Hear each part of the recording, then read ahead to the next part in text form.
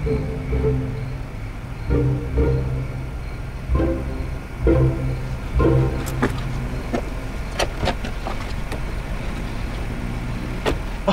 Jingjing, okay ka lang ba? Natamaan ba kita? Okay lang po ako. Anong nangyari dyan?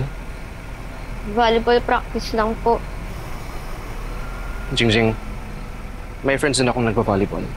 At hindi sila nakakapasa ng ganyan. Kung sasabihin mo sa akin, I'll make sure na hindi malalaman ng ate mo.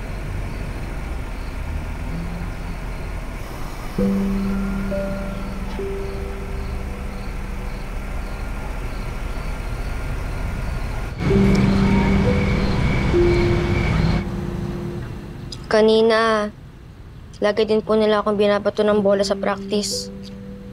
Eh, hindi pa naman po ako magaling kaya di ko ma-counter. I don't think na hindi ka magaling. Professional lang ang mga kasama mo.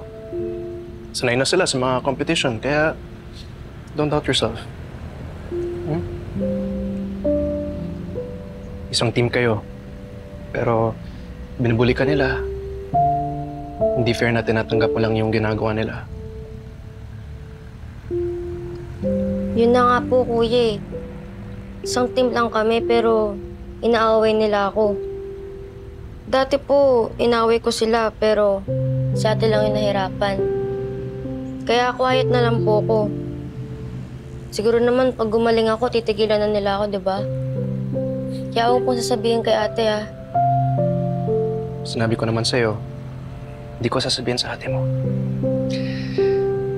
Pero para hindi ako magsalita, may kapalit. Ano po? Hayaan mong tulungan kitang balikan yung mga namupuli sa'yo. Pero kuya, Trust me. Akong bahala sa'yo.